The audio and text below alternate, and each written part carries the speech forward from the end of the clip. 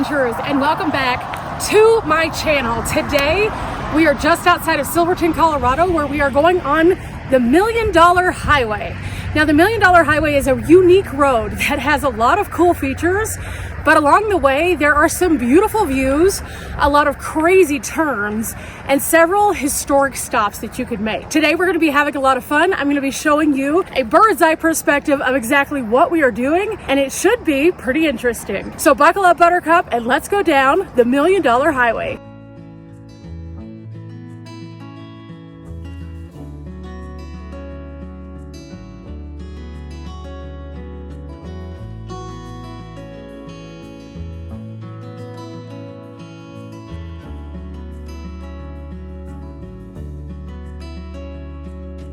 Now, for those of you who are interested in this highway, it has an interesting nickname.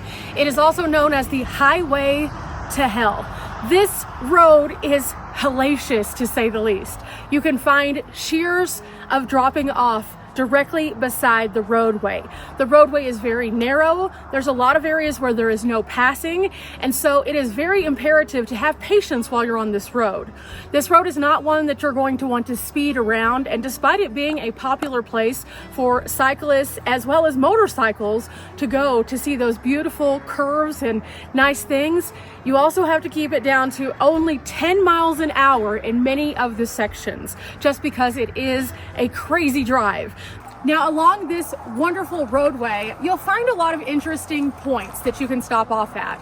There are abandoned mining towns and mines within the mountains all along this section, and you can find places like the one behind me kind of scattered throughout. So as we're traveling, we are finding all of these amazing pieces of history just unfolding before us. Now, many of them do not have historic context or signs, so you do have to either come prepared by purchasing one of the books either in Ouray or Silverton about the $1 Million Highway that goes into detail, or do a little bit of internet research first.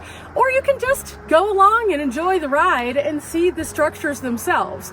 It's fascinating to see no matter how you look at this. It's a really unique way to see Colorado, and because of that, it is one of those places that definitely needs to be on your bucket list.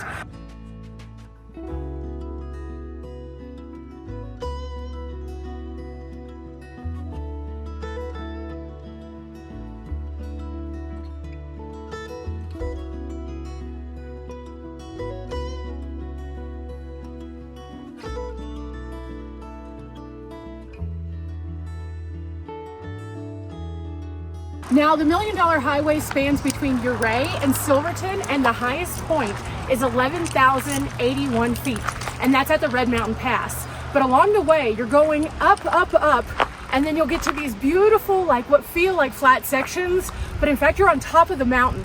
And then you'll start to have to go down to also zigzag toward the next direction. It's a wild ride, and it's not the most safe of journeys. In fact, there have been over 400 deaths since 1992 alone. And that's a considerable amount of years, but they average about 40 deaths per year of people who are just looking out, not paying attention, or going too fast. Now, as we're walking along the edge is very narrow, so you have to really be paying attention whenever you're being a spectator, because otherwise, vehicles.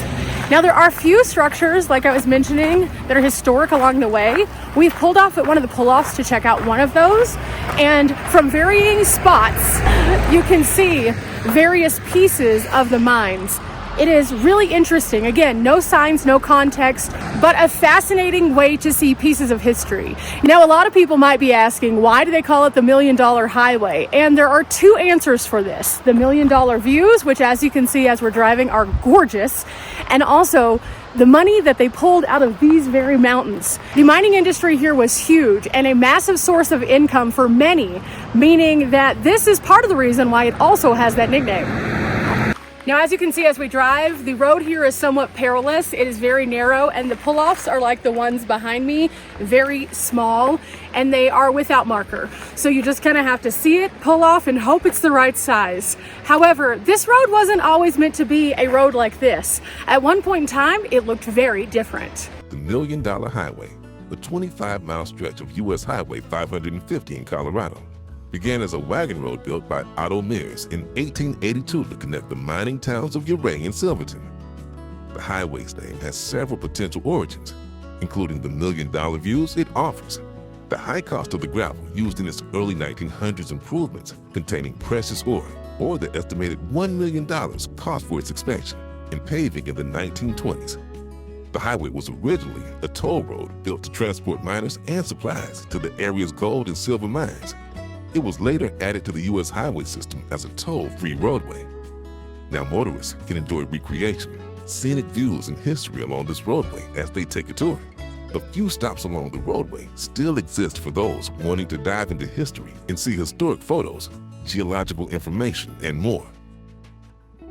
But after that little piece of history, let's head back to the van and see what else we can find.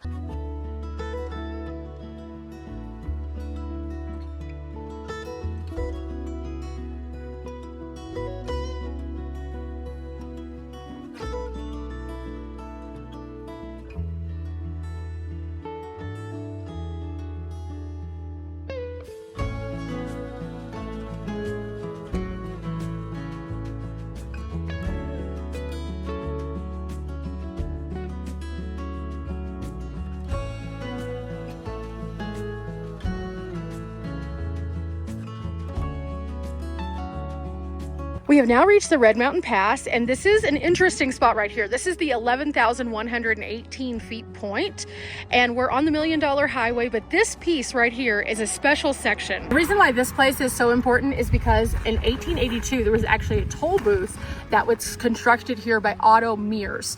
And in this particular area, they had a toll. Again, go back to the history that we were just talking about, and you'll understand this place was not built for regular everyday vehicles. This was built for the miners to be able to cross around. However, the toll booth itself is something that was at this particular location somewhere in this area. And it's pretty interesting because the highway itself wasn't a highway at all. It was just kind of nothing. It was very small. It was very much something that does not resemble what it is today. The modern highway system was built in 1924, and the 1924 roadway system has been improved on time and time again to make it passable for people like us today. Now let's talk about Otto though. Otto wasn't your regular everyday guy. He was a Russian immigrant who came to the United States. He noticed, like many immigrants, that there was money to be made in the mining industry. He purchased 54% of the stake in the roadway through this area, thus the toll booth. He also created a small store, and within that small store, he sold whiskey and cigars and other items. Now ultimately, Otto's lust for money became a little bit much, and it turned into sheer greed, and people turned on him, ultimately overthrowing Otto's power of this roadway right here. And so Otto's story is one of many on this $1 Million Highway, where a big dream turned into something and then might have crashed into nothing.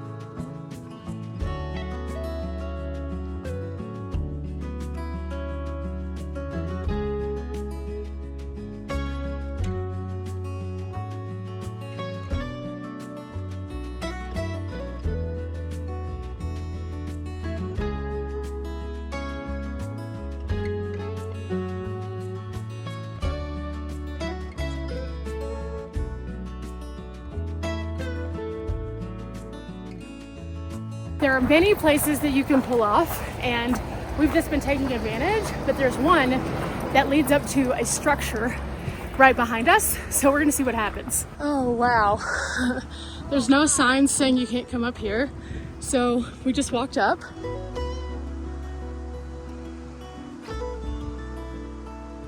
There were no signs saying we couldn't come up here, so we did. This is a little wild back in here. Okay, for safety, I'm going to let you guys go in, but I'm not going to be going with you. We're going to be very careful on this, and wow, that is wild in there. Oh wow, yeah, that's definitely not safe, but also really cool. I don't know exactly what this building was. It has a circular base here on top of some concrete footings. There's a ladder that goes up to the second floor, and there's not really a floor up there, but this is wild. Now as we go toward the back of the building, there's a little path back here that we can go down, and just trying to see if there's anything else here. There's a lot of pipe coming out of this one in every direction, it looks like. You can see water running down off of one of the old roads over here. One of the mines across the way, which you can access, but you have to have a four-wheel drive to get there, I'm pretty sure. Today on our $1 Million Highway trip, Riley's with me, and this is her first time to come on the $1 Million Highway, so you can see it is a photographer's dream. She is getting all the shots. No matter how you look at it, you can't really go wrong. It's beautiful out here. So this is the structure though that we were just in. Again, it looked like it was wooden and then it was wrapped with this tin, and pieces of the tin have come off and they're all around. I have no idea what this building was, but again, the pipes come out of it and go all through the mountain. So I'm assuming it had something to do with mining. I am not sure, but it is really a neat one. And so if you see this one and you have any contacts, let me know.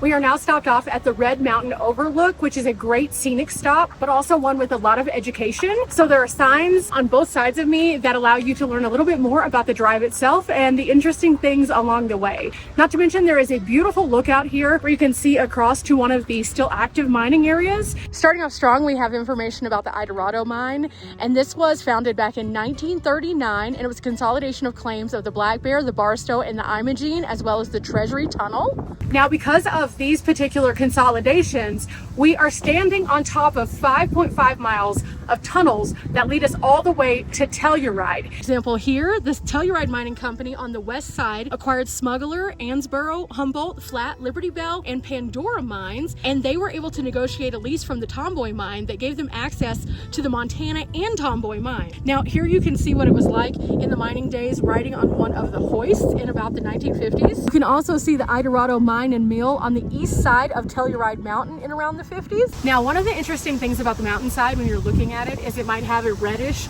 or orangish tint. And Riley was just reading a sign where they were looking at kind of how that they could reclaim this land. So if you ever see a restoration sign or a reclamation sign in a location, it's probably because they are trying to restore the value to the land that once was. Now, the Red Mountain area boomed really rapidly, and with that, 6 different towns were developed within an only 8-mile span. Now, each of these towns is pretty much non-existent now. That's why Colorado is known for so many ghost towns. There are hundreds of ghost towns within the Colorado mountains, and you can find these by finding the pieces of the old communities. Okay, so as we kind of come out to this little pull-off and we're taking a trip down this area, you can see the mine that we've been seeing for quite some many miles right over here in front of us on this plateau area and over on this side. But this is the private property active mining site that still exists today. I'm not sure how much that they do with this section over here, but all of the access points to the pull-off on this side are all gated. Now, there are a few additional signs that we'll go and check out in just a few moments. Additionally, at this stop, you learn a little bit more about the placement of each of the mines through signs like these. Again, the $1 Million Highway is filled with information. All you have to do is stop and take a moment. We are now walking down from the overlook to the preservation site. This is yet another stop that you can take here on the $1 Million Highway. Again, lots and lots of options. This is a preservation site that looks like it has a few pieces of information. Down to the historic preservation site. This is so fascinating. You can see a photo of them moving a house. This was one of the original Idorado homes. It was moved out of the Eureka district area, and Whenever they moved this, they moved 10 homes. There were only 4 that remain today, and those are the ones that we can browse through. It's a pretty interesting site because they use these for many things. The original 4 that are still here are known as the Griffith Noel House, the Hammond Hotel, the Bachelor House, and the Newlywed House. They closed down the operations for this mine in 1978, and they have been sitting here ever since. Now, these homes are standing here today to preserve the history of the families that worked in those mines, to give us a glimpse of what this was like. I'm not sure exactly what to expect, but I know that the first one at least you can walk into, so we're going to do that. Now, some of these homes are a little bit larger, some of them are a bit smaller. Again, originally there were 10 and now there are only 4.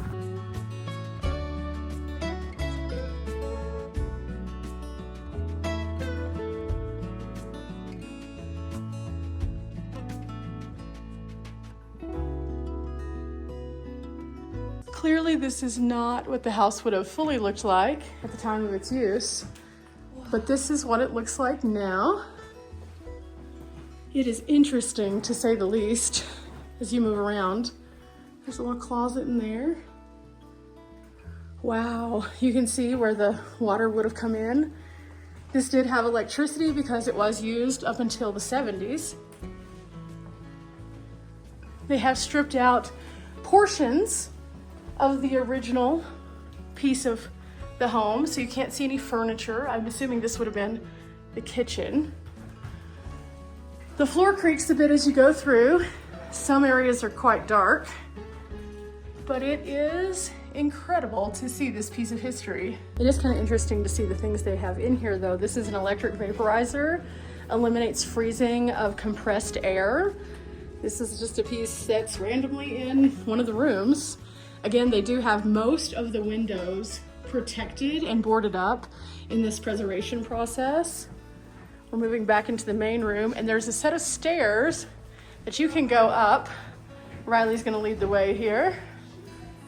It's a very, very narrow staircase, but here we go. In this direction, we have what looks to be another small closet that you can actually see the staircase. There is on this side a very small room that looks like it was a toilet there, so a bathroom. And here is a larger room that would have had a stovepipe coming up and through the ceiling. And then we get to where we can see out the window. Just down the opposite side of the hallway is a very large room with another closet. This one has a really interesting circular table. We have a little bit worse for wear clearly in here. Another room. And a much larger closet in this one. But what goes up must go down, and we have 3 more little buildings to look at. We're off to see the others now, and we found an interesting little sign as we were leaving that one, giving a bit more context. We've made it to house number 2. This one does look smaller, but it's still 2-story. I don't know, again, if we can go in all of these or just the one we just went into. It appears this one is also open. Step, here we go. We're going in to house number 2, and oh, very different layout. Another staircase in the corner. This would probably be the living room. You can see the ceiling has the little old acoustic tiles up there. We walk into a very blue room with a very interesting deep closet under the stairway. I'm assuming this was the kitchen again. Wow. You can even see pieces of like a wallpaper still on the walls. Even the original breaker box is here with a few homegrown notes on it. This one still has the hot water heater in it, which is fascinating. Looks like they had a Montgomery Ward. On the opposite side over here, we have like a workstation. Potentially this was part of their laundry. because they do have a note for the dryer in here. Then we go back through the kitchen, into the living room, and up the stairs.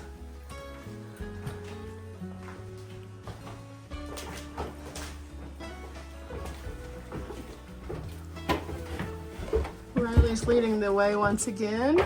Oh wow, so this one looks like it has 2 split bedrooms, each of which probably looks very similar. There's a closet. Oh, and this is really neat right here. You can still see where they added the newspaper over it. That is really cool. Into the bathroom we go, very small bathroom. And then into the matching bedroom, again with a stovepipe that would come up through it. And just another small closet. Very simple. Oh my gosh. And you can see the little thing right here. Riley nearly gonked her head on. Oh no, be careful.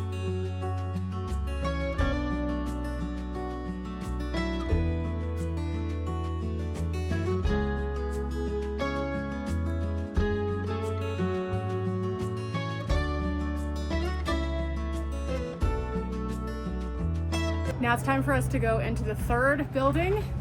And as we go in, this one is a little larger than the last. Oh wow, this one's had a lot of the walls completely taken out in order to make it safe. Oh, this is interesting to see though. You can look down, and as you look down, you see where they had like linoleum, and then it's over the original hardwood. You have to kind of use your creative imagination to think of this house when it was in its heyday, because it definitely doesn't look like that now. In fact, it looks very, very different, I'm sure. As we walk through different areas, we find this little tiny room right here, which again doesn't really have walls. Very interesting. They had a closet right next to it. And as we continue going, we're gonna go into the room Riley's in currently. And this one, what do you think it was, Riley? I feel like it could have been a Kitchen? kitchen. There's a pipe coming up from the bottom, so I'm thinking it could be as well. But it's really harder to tell in this one. This is a single story. Single story. Yeah. So it's kind of interesting. They do have some higher ceilings and some lower ceilings like this one right here too. So it's quite fascinating to see. Or this one might have been a kitchen. Then we get back to the back room, and it looks as though they have a very large sliding closet. This entire section right here, it's on a slide. You can tell because there's a channel right up in here. So this was definitely probably a room that they stored most of their items in. This one's very different than the other two as well. And again, does take some imagination to envision it a bit more, just because it is more barren. Kind of weird. Moving on to our last house, and it has a little bit of an outbuilding. I'm gonna say this though, the views from these homes are incredible. He's leading us up to this small building first. It's very, very small. Interesting little garage building maybe. We also found this on the ground. Kind of cool. Of course, you can't take anything from these sites with you. They are preserved.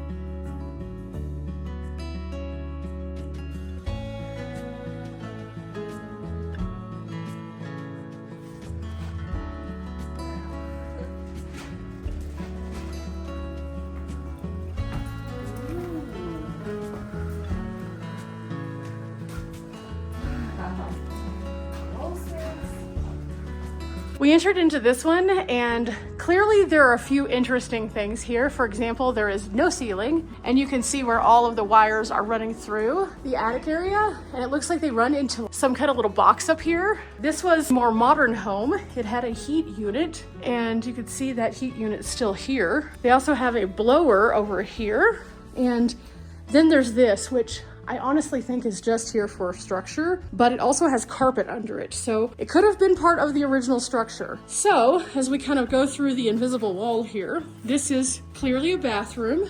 You can see there's a pipe there and there's a hole for the toilet, which means you would enter in directly to the toilet area. And this is a very, very small room. There's a little bit more to this one, however. Despite the fact that you enter into the very narrow toilet room, it does have a bath shower area right through this very narrow port. Now this floor is soft, which means it probably was the under portion of some carpet. And now that we know that there was some like 70s style shag with some green, it was probably a very fluffy carpet. This closet is huge. So this was definitely a bedroom. We go past the bathroom and we get into this room. And Riley said she thought this was the laundry or the mud room, but it also has this backing for the carpet. So I believe this was probably actually a very, very small bedroom. And as we go through this area, this is definitely the kitchen. So it would have been probably on both sides. Again, outlets kind of give you the idea that the countertop was probably around here based on where the paint was. You can see where the original cabinets more than likely were based on the lack of the paint. This was probably where the sink came out right here. And then as we move a little further back into here, There's another bedroom. there's another bedroom, as Riley just mentioned. This one has a heater at the bottom and a very small closet.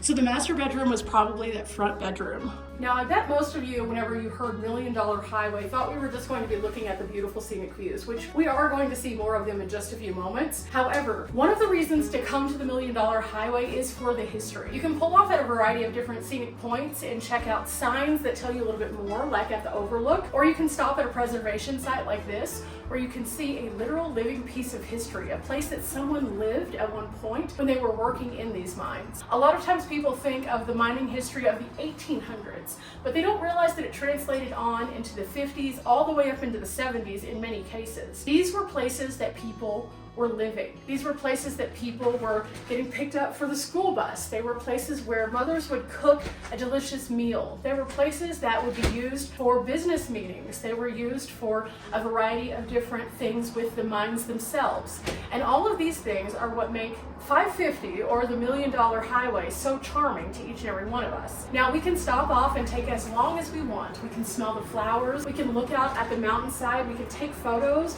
we can do a small walk, or we can just drive it to see the beautiful views. And that is what makes it such a unique space. However, we're not finished yet. We still have quite a ways to go because we have to make it to Uray. At this stop off just across from where we were at the overlook, you can find out more information about the reclamation and improving the water quality of this area. They have some great signs once again for us to stop off at. More importantly, from this site, you can see pieces of the mine scattering across this area. You can see the waterway below and then even more of the mine up here.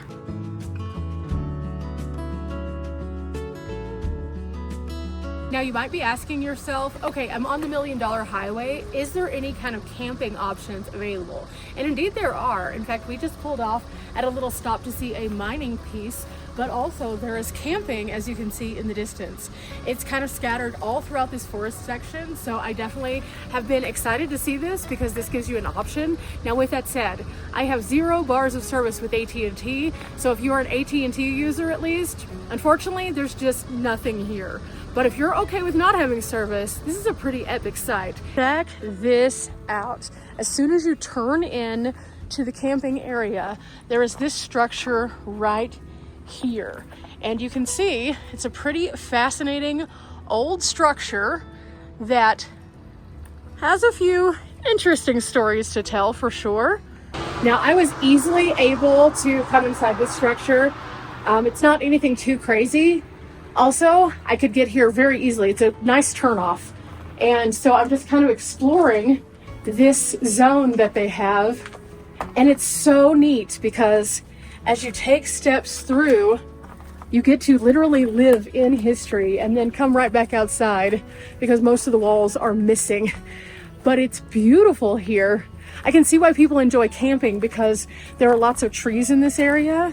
There are nice spots that are just kind of tucked in. It looks like a lot of people have out their Starlink, so there is good sky for Starlink. But this is just one of the spots that you can stay at on the $1 Million Highway.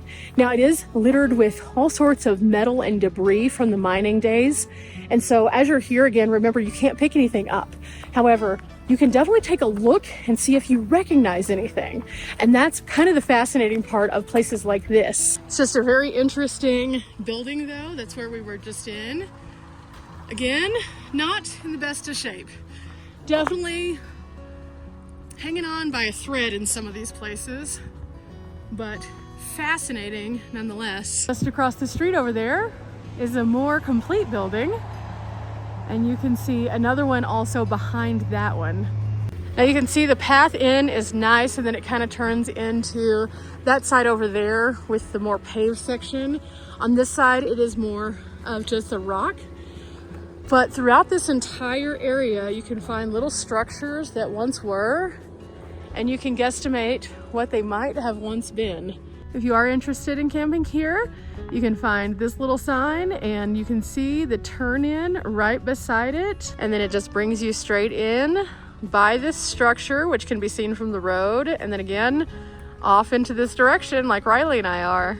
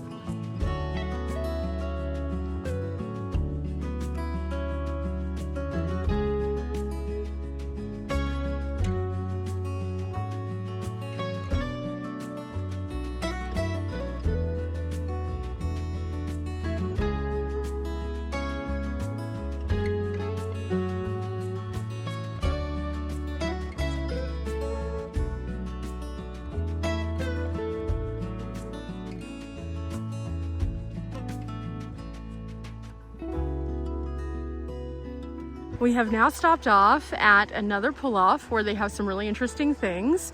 I saw this sign, and this was at the Hayden Trailhead, and it's pretty nice because they don't just show you the amazingness out here, but they let you be a part of it. If you find any kind of bighorn sheep, you are to report them, and it helps them to track them.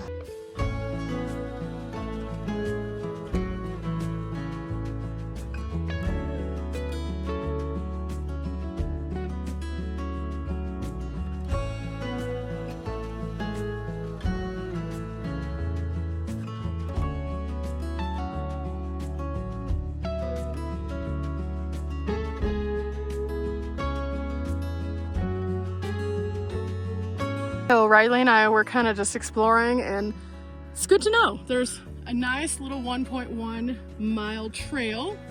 They do have some information here for the map, but also for the bighorns. But overall, look at this, guys. Couldn't have picked a better activity day. Starting off in Silverton, which is gorgeous, a moose, and then this.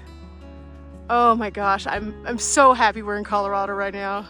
Now, I have said many times before in the numerous trips that I've taken to Colorado, every time I come here, I explore something a little bit different.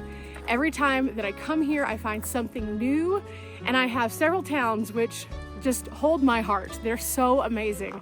And I think that that's the best way to look at Colorado. Instead of isolating yourself to like one trip every year that's the same trip, get out and explore. Like, I go to some of the same places over and over, but within those places, I explore a different part each time. And I think that that's the best thing that you can do. Like, I've been down the $1 Million Highway a few times. However, I've never really just stopped at every single stop that I can and checked it out. And I certainly haven't got to bring a friend here before. So getting to do this has been absolutely amazing. And realistically, I'm gonna be poking around in Colorado for a minute. So I'm gonna do some more of these kinds of things because I think it'll be super fun. But I think the best part of this overall is that, like, each stop that Riley and I stop at, she's like, oh my gosh, and I'm the same. It's hard to not just be like permagrin when you're in a place like this. Sure, the elements have worked against us. We've gotten rained on at least a couple times today. But at the same time, if you just let it pass and you keep moving and you don't give up and you don't just call it a day because, oh no, the weather is bad. Instead, you just kind of move on to the next point. You're rewarded. I mean, this morning, whenever we were at the place where we saw the moose, we saw that just out of the corner of our eyeball, and we're like, oh my gosh. Instead of just moving on, we stopped, and it turned into this like amazing thing. So I definitely am so happy right now. And also, I think it's really nice because I've seen lots of YouTubers come and do lots of adventuring here in Colorado throughout time. I mean, I've been on YouTube for 8 years, so I've seen a lot of people come here. But no one seems to just like do this. The stop, the look, the wait, the take a deep breath, the continue, the stop, the look, the wait, the take a deep breath. And we wanted to do that. That's what kind of makes us a little weird and different. We're seeking out all the brain wrinkles, but we're also looking for all the peaceful moments.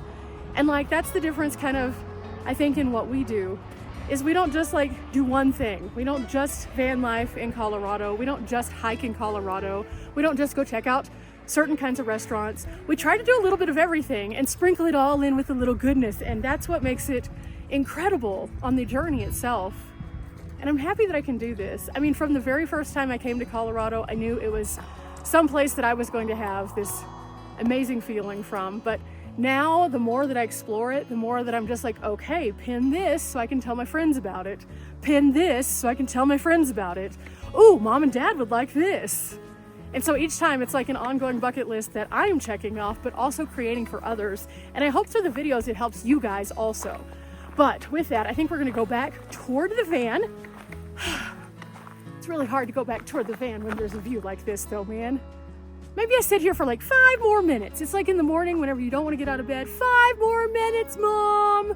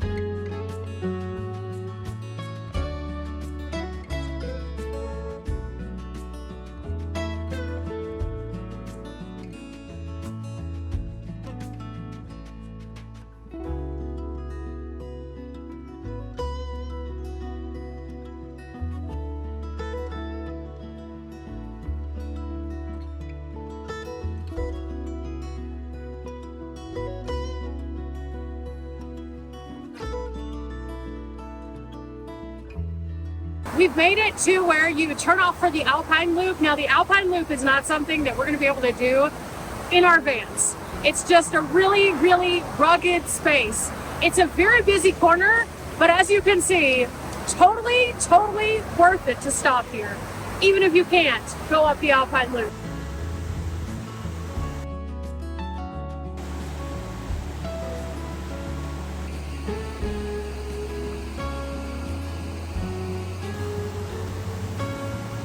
Okay, we're currently following Riley and we're going down to yet another viewpoint off of the $1 Million Highway.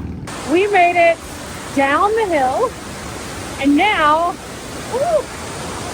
we're gonna try to do something fun. We're gonna see how this goes. I don't want to get too close without paying attention though, because it's kind of far down. But oh my gosh, yes!